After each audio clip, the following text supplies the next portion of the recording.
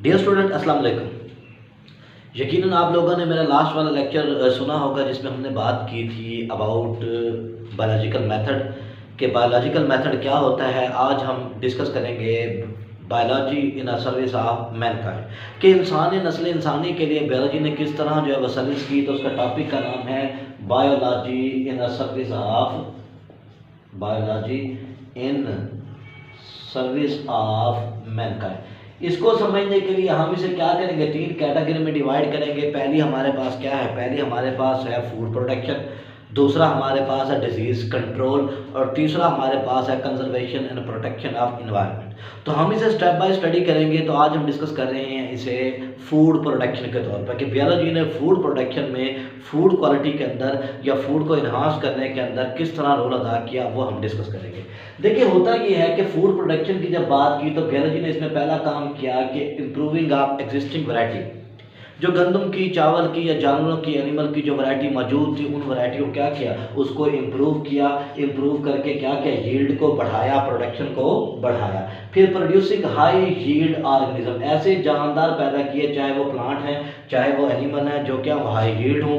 फिर ऐसे कहते हैं क्या किए, पौधे पैदा किए जो क्या थे, डिजीज रेजिस्टेंट थे, जिन्हें बीमारी ना हो सके, और ये डिजीज रेजिस्टेंस प्लांट भी थे और एनिमल भी थे जिन्हें आसानी से बीमारी ना हो सके, ताकि उनकी डेथ ना हो सके और फूड प्रोडक्शन जो है वो डैमेज ना हो सके। अब ये जो हमने इम्प्रूव किया, क्या चीज़, एग्जिस्टिंग वैरायटी को इम्प्रूव किया है या यील्ड को हमने बढ़ाया है, या हमने जो है डिजीज रेजिस्टेंस प्लांट और एनिमल तैयार किए हैं, ये कौन से तरीकों से किया, तो उसको वेज को हम बात करेंगे। पहला जो उसमें वेज मौजूद है वो है सिलेक्टिव ब्रीडिंग।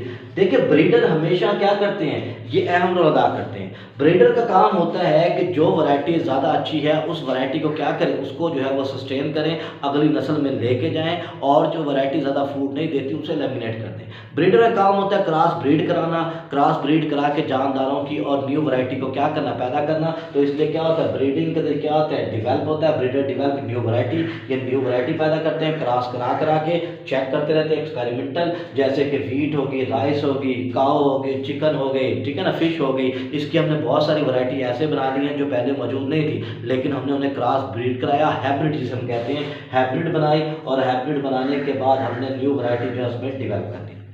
जैसे कि अब आप देखें कि आपके पास ब्रॉयलर मुर्गी मौजूद होती है। ब्रॉयलर मुर्गी के बारे में हम जानते हैं कि ब्रॉयलर मुर्गी जो है वो 35 से 40 दिनों के अंदर जो है वो तैयार हो जाती है। तो ब्रीडर ने क्या किया, ब्रॉयलर मुर्गी बनाई, और ब्रॉयलर मुर्गी की वजह से क्या हुआ, जो मीट की कमी थी उसको आसानी से क्या कर लिया, उसको आसानी से पूरा कर लिया। तो ये इसकी पहली खासियत मौजूद होती है कि सिलेक्टिव ब्रीड। दूसरा हमारे पास आता है मॉडर्न टेक्निक, जिसे हम बायोटेक्नोलॉजी कहते हैं, और बायोटेक्नोलॉजी के अंदर हम डिस्कस करते हैं जेनेटिक इंजीनियरिंग को। जेनेटिक इंजीनियरिंग का मतलब ये होता है मैनिपुलेशन ऑफ डीएनए, जिसमें हम डीएनए क्या करते हैं, मैनिपुलेट करते हैं, चेंज करते हैं, डीएनए को अल्टर करते हैं, फॉरेन डीएनए को जानदार के अंदर एंटर करते हैं, इससे हम ट्रांसजेनिक जानदार बनाते हैं। अब अगर हम प्लांट के डीएनए को क्या करेंगे, अल्टर कर देंगे, उसमें कोई जीन इंटरेस्ट का डाल देंगे, तो वो क्या कहलाएगा, उसका जीन बदल दिया तो वो क्या कहलाएगा, वो ट्रांसजेनिक प्लांट कहलाएगा। इस तरह फिर ट्रांसजेनिक क्या होते हैं, ये एनिमल हमने बना लिए, ये क्या है, सारा कुछ जेनेटिक इंजीनियरिंग से हुआ, क्योंकि हमने डीएनए क्या की, मैनिपुलेटिंग की और फॉरेन डीएनए को उसके अंदर डाल दिया।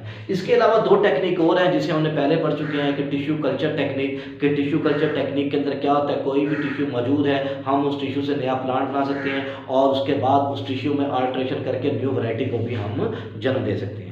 फिर दूसरा इसमें टिश्यू कल्चर के साथ जो टेक्निक होती है, जो हम आगे डिटेल में पूरी पढ़ेंगे, ये हमारे पास क्या है, ये है क्लोनिंग। क्लोनिंग आपको मालूम है क्या होता है, the process of production of genetically identical copy. जब हम जीन की या जानदार की जेनेटिकल आइडेंटिकल कॉपी तैयार करते हैं तो वो जेनेटिकली आइडेंटिकल कॉपी तैयार करने का अमल जो है वो क्या कहलाता है, वो कहलाता है क्लोनिंग। तो ये दूसरा तरीका है जिससे हमने क्या किया, जिससे हमने फूड को बेहतर किया।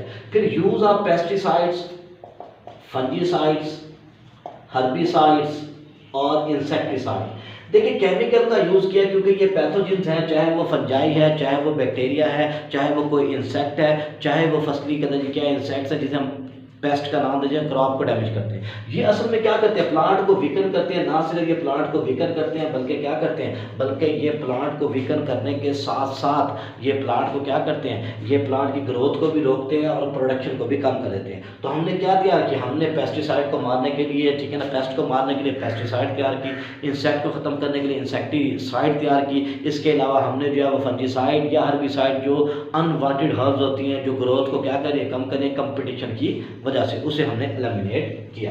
फिर आता है biological control. This is very important, ये शॉर्ट क्वेश्चन भी पेपर में आता है कि बायोलॉजिकल कंट्रोल क्या होता है, what is the biological control. Biological control हमारे पास डेफिनेशन करते हैं, कंट्रोल बाय लिविंग ऑर्गेनिज्म। देखिए कंट्रोल बाय लिविंग ऑर्गेनिज्म को हम बायोलॉजिकल जो है ना वो कंट्रोल कहते हैं। इसे हम दोबारा थोड़ा सा एलैबोरेट करते हैं, यानी कि हम कह सकते हैं कि dangerous organism is being controlled by other organism, ठीक है ना, by other organism। जब दूसरा जानदार क्या करे, ठीक है, वो डेंजरस जानदार को कंट्रोल करे तो हम इसे बायोलॉजिकल कंट्रोल कहते हैं। या हम इसे कहते हैं कि कहते हैं क्या होता है, biological control, control by organism, जिसमें जानदार किसी चीज़ को कंट्रोल करें। जैसे कि एफिड है, हम जानते हैं एफिड क्या होता है, ये एक इंसेक्ट है। एफिड जो है ये वॉलनट ट्री को डैमेज करता है, अखरोट के दरख्त को डैमेज करता है। तो हम क्या करते हैं, हम इस एफिड को क्या करना चाहते हैं, ये इसे कंट्रोल करना चाहते हैं। तो हम क्या करते हैं, इसे कंट्रोल करते हैं वेब्स के जरिए। वेब्स भीड़ को कहते हैं, डेंगू जिसे हम आम जुबान में कहते हैं। तो डेंगू के जरिए जब हम इसे कंट्रोल करते हैं तो ये बायोलॉजिकल कंट्रोल है कि हार्मफुल ऑर्गेनिज्म को कंट्रोल करना दूसरे जानदारों की मदद से, तो इसे बायोलॉजिकल कंट्रोल कहते हैं। ये 2 नंबर का क्वेश्चन पेपर में आता है। फिर हमारे पास नेक्स्ट जो सवाल आता है वो आता है हमारे पास IDM। ये क्वेश्चन भी कई बार पेपर में आ चुका है कि व्हाट इज IDM। IDM का मतलब है इंटीग्रेटेड डिजीज मैनेजमेंट। ये एक टर्म यूज की जाती है कि इंटीग्रेटेड डिजीज मैनेजमेंट, इसका मतलब है IDM।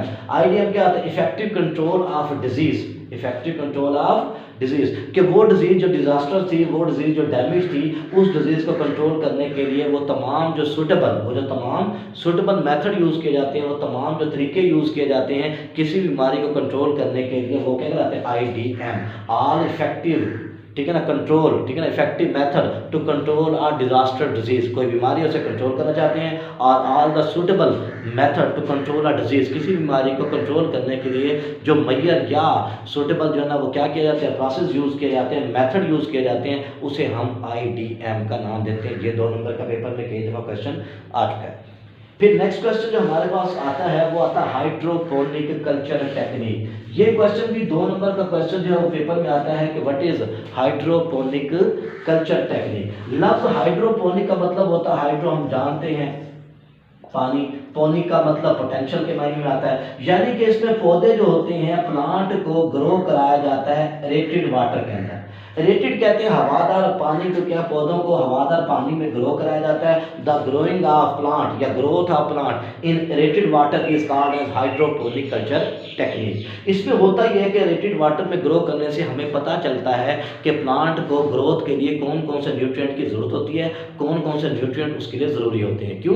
क्योंकि अगर हम सॉइल की बात करें तो सॉइल जो है वो क्या है, एक कम्प्लेक्स मीडियम है, सॉइल के अंदर न्यूट्रिएंट्स होते हैं। अब वो कौन सा न्यूट्रिएंट पौधे को कितनी मिकदार में चाहिए उसे हम एक्सपेरिमेंटल आसानी से वेरीफाई नहीं कर सकते। लेकिन जब हाइड्रोपोनिक कल्चर टेक्निक करेंगे तो हम प्लांट को एरेटेड वाटर में ग्रो करेंगे तो अल्टीमेटली जो न्यूट्रिएंट्स चाहिए होंगे वो न्यूट्रिएंट्स के अंदर ऐड करते चले जाएंगे। जब वो न्यूट्रिएंट्स के अंदर क्या करेंगे, ऐड करेंगे, तो अल्टीमेटली क्या होगा, अल्टीमेटली जो है ये हमारे पास ऐसे ही होगा। तो ये हमारे पास क्या है, ये हाइड्रोपोनिक कल्चर टेक्निक। ये टेक्निक एस्ट्रोनॉट यूज करते हैं, कर सकते हैं, लेकिन किसान इसे यूज़ नहीं कर सकता क्योंकि थोड़ी सी ये कास्टली है और इसे एक्सपेरिमेंटल तौर पे यूज़ किया जा रहा है। फिर आता है हमारे पास उसके बाद क्या है, फूड प्रिजर्वेशन। देखिए खुराक जो है ये तैयार करना, प्रोडक्शन करना, फिर उसे प्रिजर्व करना मैटर करता है। अब ये जो प्रिजर्वेशन होती है ये मैटर करती है, हमने प्रोटेक्ट करना है फूड को फ्रॉम स्पाइलेज से, हमने उसे खराब होने से बचाना है। खुराक